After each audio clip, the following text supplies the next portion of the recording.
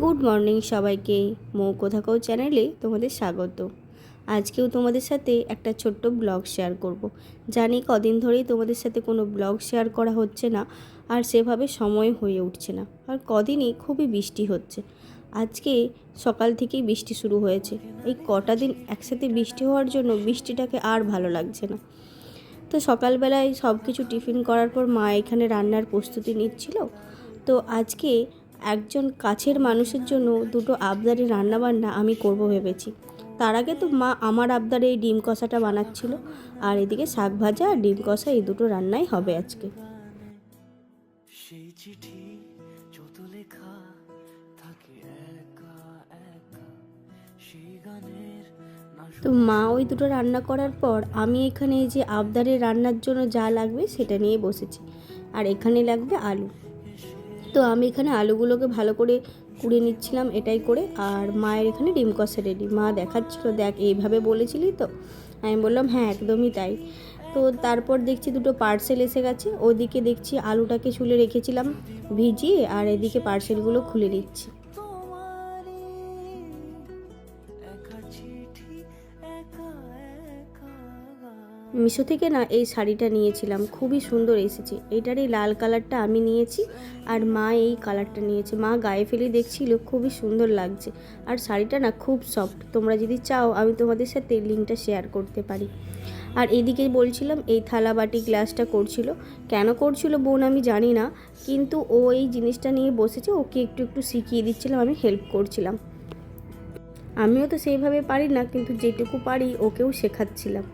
আর এদিকে যেটা বলছিলাম, এই দেখো এখানে এই ঝুড়ো ঝুড়ো আলু ভাজা, যেটা আমার ভাই আমার কাছে আবদার করেছিল। কোনো এক জায়গায় খেতে গিয়েছিল, তখন ও বলেছিল দিদি এটা বাড়িতে বানানো যায় না।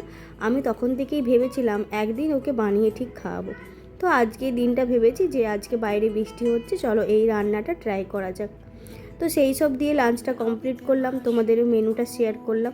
আর বিকেলে আবার এসে বসেছি ছাদে। তুমি তোমার দু চোখে সেই নীল ছুঁলে,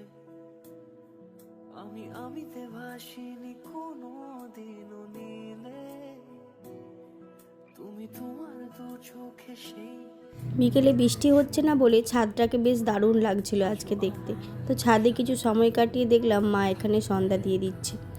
আর আর ভাইয়ের আবদারে আজকে রাতে একটা স্পেশাল মেনু বানাবো। এটাও আমি প্রথমবার ট্রাই করব। ছুঁয়ে যায় তবু কখন এসে, যদি বলি সে সবই আর এটা আমি শিখেছিলাম আমার হাজব্যান্ডের কাছ থেকে। আসলে ওর কাছ থেকেই প্রায় রান্না আমার শেখা। না হলে এই জিনিসটা আমি সেভাবে কোনো দিন খাইনি, আর সেভাবে বানাইও নি। আর এটা বানাতে লাগবে গোবিন্দভোগ চাল, যেটা আগে থেকে একটু মেপে নিচ্ছিলাম।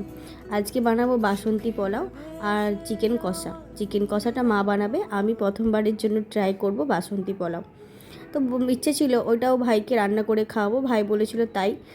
তো সেই অনুযায়ী বসেছি। আর তার আগে হাজব্যান্ডকে সব কিছু জিজ্ঞেস করে নিয়েছি কী করে বানাতে হবে, কারণ ও অনেকবার বানিয়েছে। তো ও জানি কী করে বানিয়েছিল বাড়িতে, তবু একটু একটু ভুলে গেছিলাম। ওকে জিজ্ঞেস করলাম, ও সবটা বলে দিল আমাকে। তো সেই অনুযায়ী বসেছি। মনের মধ্যে অনেকটা ভয় কাজ করছিল, কারণ এটা না ঝুরঝুরে বানানোটা খুব টাফ। সাদা খামের না লেখা নাম এঁকেছে তার গানে, তোমাকে না লেখা চিঠিটা ডাক বাক্সের এক কোণে।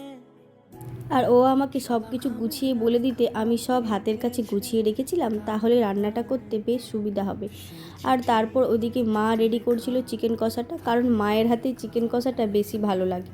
তো মা ওটার দায়িত্ব নিয়েছে, আর আমি এটা করে তারপর আমি মাকে বলেছি তুমি চিকেন কষাটা করো। ছুঁয়ে যায় তবু কখন এসে, যদি বলি সে সবই তোমারই একা চিঠি, একা একা। আর যারা বাসন্তী পোলাও আগে করেছো তারা তো ভালো করেই জানবে যে এই চালটাকে কতটাক্ষণ আগে শুকিয়ে রাখতে হয়, তারপর জল ঝরিয়ে সেটাকে কিছুক্ষণ মাখিয়ে রেখে তারপরে করতে হয়। আর সবথেকে বাসন্তী পোলাওয়ের সবথেকে টাফ জিনিসটা লাগে এই জল মেজারমেন্টটা। এই জল মেজারমেন্টটা ঠিকঠাক হলে নাকি ভালো হয়। সত্যি কথা বলতে জানো তো, আজকে দুটো রান্না আমি ভাইয়ের জন্য করেছিলাম, আর দুটো রান্নায় যখন ও খেয়ে বলেছিল বেশ দারুণ, মনটা সত্যিই ভালো হয়ে গিয়েছিল। বল খেয়ে প্রথমবার তোর জন্য আমি নিজে হাতে বাসন্তী পোলাও বানিয়েছি, কেমন হয়েছে জানি নি, দেখতে তো ভালোই সুন্দর হয়েছে। খেয়ে দেখ কেমন হয়েছে। ও দারুণ।